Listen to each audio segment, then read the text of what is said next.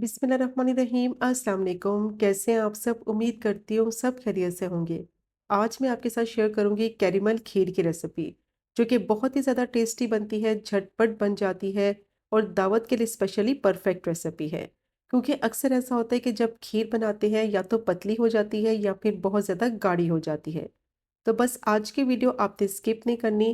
Video के दौरान मैं सारी टिप्स आपके साथ शेयर करूंगी कि इसकी कंसिस्टेंसी कितनी रखनी है और ये मज़ेदार कैरेमल खीर आसानी से आप कैसे बना सकते हैं। तो बस वीडियो को स्किप मत करें, एंड तक देखें ताकि रेसिपी आपसे मिस ना हो। तो चलिए फिर शुरू करते हैं इसको बनाना। सबसे पहले मैंने पतीली ले ली है, आधा कप इसमें पानी डाल देंगे और अब इसमें 1.5 लीटर दूध डालेंगे। तो पानी डालकर दूध डालेंगे, दूध पैन में नीचे लगेगा नहीं। और फुल फैट दूध इस्तेमाल करेंगे खीर बनाने के लिए ताकि क्रीमी फ्लेवर वाली खीर बने। और जो आप पतीली या पैन इस्तेमाल करें खीर बनाने के लिए, कोशिश करें हैवी बॉटम वाली पतीली हो। तो इससे क्या होगा कि जब दूध पकेगा तो पतीले में नीचे लगेगा भी नहीं और इसका टेस्ट भी खराब नहीं होगा। वरना अक्सर दूध जल जाता है, इसका टेस्ट खराब हो जाता है, जिसकी वजह से खीर का भी जायका खराब हो जाता है। अब फ्लेम को मीडियम टू हाई कर देंगे और दूध को पकने देंगे ताकि इसमें अच्छा सा बॉयल आ जाए। आधा कप चावल लिए थे, 4 से 5 दफ़ा मसल मसल कर हाथ से इनको अच्छी तरह से धो लिया था। तो चावल का कलर देखें कितना सफ़ेद है। इनमें काफ़ी मट्टी होती है, तो अच्छी तरह से चावल को धो लेंगे और धोने के बाद 2 घंटे के लिए इनको भिगो कर रख दिया था और ये अच्छी तरह से सॉफ्ट हो गए हैं। अब पानी चावल का फेंक देंगे और हाथ की मदद से इनको अच्छी तरह से तोड़ लेंगे। तो चावल आप कोई भी क्वालिटी के यूज़ कर सकते हैं, आप टोटा चावल भी यूज़ कर सकते हैं या फिर जो भी चावल आपके पास अवेलेबल हैं, आप वो यूज़ कर सकते हैं। अब चावल को मैंने हाथ से मसल-मसल कर अच्छी तरह से तोड़ लिया है। 2 घंटे के लिए इनको भिगो कर रखा था, तो ये बहुत अच्छी तरह से सॉफ्ट हो गए हैं और आसानी से ये टूट जाएँगे। और चावल का दाना देखें एक नुक्ते के बराबर हो गया है। अब इसको साइड पर रखते हैं और एक क्रीमी सा मिक्सचर रेडी करते हैं। तो उसके लिए आधा कप मैंने दूध लिया है, 3 टेबलस्पून इसमें मिल्क पाउडर डालेंगे और अच्छी तरह से इसको मिक्स कर लेंगे ताकि इसमें जितने भी लम्स हैं वो ख़त्म हो जाएँ। तो ये क्रीमी सा मिक्सचर आगे जाके इस्तेमाल करेंगे, इसको साइड पे रखते हैं और दूध को चेक कर लेते हैं। दूध में बॉईल आ गया है और ये अच्छी तरह से पकने लगा है, तो इस पॉइंट पर इसमें चावल डाल देंगे। और चावल डालने से पहले फ्लेम को मीडियम टू लो कर देंगे, क्योंकि चावल अभी कच्चे हैं। जैसे ही इसको दूध में डालेंगे तो ये फ़ौरन से नीचे लगने लगेंगे। तो इसीलिए इस पॉइंट पर कंटिन्यूस इसमें चम्मच चलाएंगे और तकरीबन 5 से 6 मिनट के लिए इसको पका लेंगे ताकि चावल थोड़े से कुक हो जाएं। चावल कच्चे हैं और इनको इसी तरह से पकने देंगे तो ये पैन में नीचे लगने लगेंगे। अब अच्छी तरह से स्टर करते हुए मीडियम टू लो फ्लेम पे 5 से 6 मिनट के लिए चावल को मैंने दूध में पका लिया है और ये थोड़े से पकने लगे हैं, थोड़े से सॉफ्ट हो गए हैं। अब फ्लेम को मीडियम टू लो ही रखेंगे, इसको कवर कर देंगे और चावल को दूध में तब तक पकने देंगे कि ये अच्छी तरह से गल जाए। अब इसको मैंने मिक्स कर लिया है, मीडियम टू लो फ्लेम रखेंगे और थोड़ा सा इसको खुला रखेंगे कवर को, क्योंकि अगर इसको पूरा बंद कर देंगे तो दूध उबल सकता है। अब फ्लेम को मीडियम टू लो ही रखेंगे और इसको पकने देंगे। अब मैंने पैन ले लिया है, 1 टीस्पून इसमें देसी घी डालेंगे और नट्स को फ्राई कर लेंगे। 15 से 14 मैंने बादाम लिए थे और 10 से 12 मैंने पिस्ता लिया है।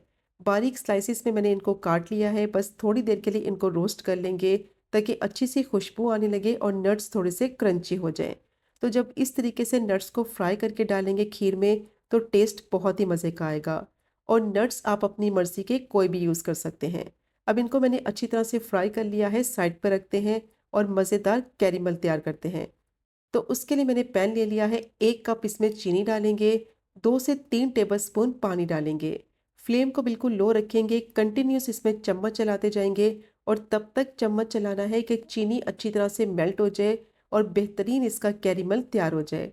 तो इस पॉइंट पर आपने ज़्यादा जल्दी नहीं करनी, फ्लेम को बिल्कुल लो रखना है और कंटिन्यूस चम्मच चलाना है ताकि चीनी अच्छी तरह से मेल्ट हो जाए और बेहतरीन कैरेमल का कलर भी आ जाए।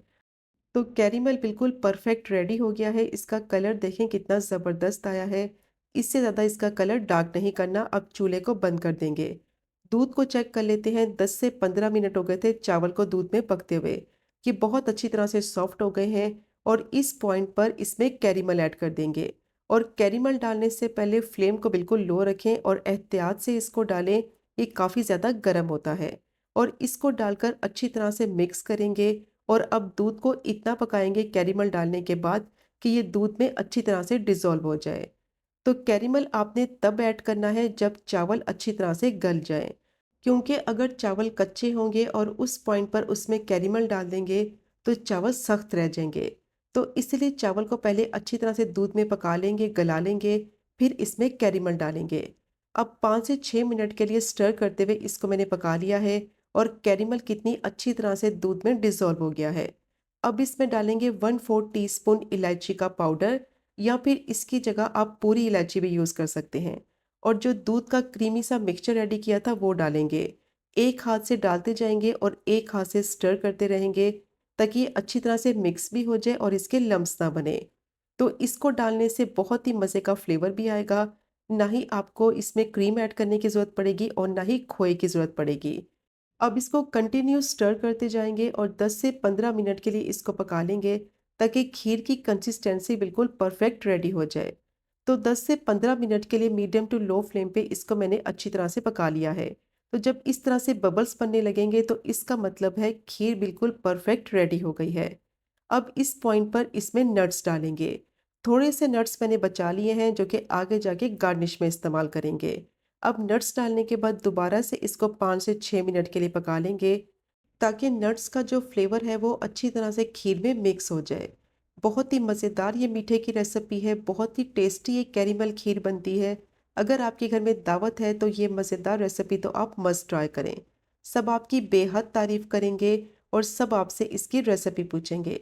बहुत ही मज़े की बनती है। अब दोबारा से इसको 5 से 6 मिनट के लिए पका लिया है, खीर बिल्कुल रेडी हो गई है और लास्ट में इसमें डालेंगे 1 से 2 ड्रॉप्स केवड़ा एसेंस के। ऑप्शनल है, डालना चाहें तो डाल दें, नहीं तो स्किप कर दें। इससे फ्लेवर बहुत ही ज़बरदस्त आएगा। अब फ्लेम को बंद कर देंगे, ज़्यादा इसको कुक नहीं करेंगे, क्योंकि ठंडी होने के बाद ये थोड़ी-सी मज़ीद गाढ़ी हो जाएगी। अब फ्लेम को बंद करेंगे, इसको थोड़ा-सा ठंडा करेंगे और फिर इसको सर्व करते हैं। तो ये चेक करें इसकी फाइनल लुक। कितनी परफेक्ट ये कैरेमल खीर बनी है, कितनी परफेक्ट इसकी कंसिस्टेंसी बनी है और कितना अच्छा इसका कलर आया है। अब जो नट्स बचा के रखे थे उससे इसको गार्निश करेंगे। बहुत ही बेहतरीन ये कैरेमल खीर बनती है, स्पेशली दावत के लिए तो बिल्कुल परफेक्ट रेसिपी है। बहुत ही टेस्टी मीठा बनता है, मस्ट ट्राई कीजिएगा और झटपट से बन जाता है।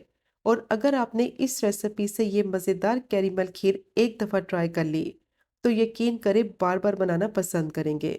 तो इसकी कंसिस्टेंसी देखें कितनी परफेक्ट बनी है। इसको आप ठंडा-ठंडा सर्व करें, बहुत ही टेस्टी लगेगी और सब आपकी बेहद तारीफ़ करेंगे। तो मस्ट ट्राई कीजिएगा ये मज़ेदार कैरेमल खीर की रेसिपी को। और अगर आपको आज की वीडियो पसंद आए, आज की रेसिपी पसंद आए, चैनल को ज़रूर सब्सक्राइब करें, वीडियो को लाइक करें और शेयर करें।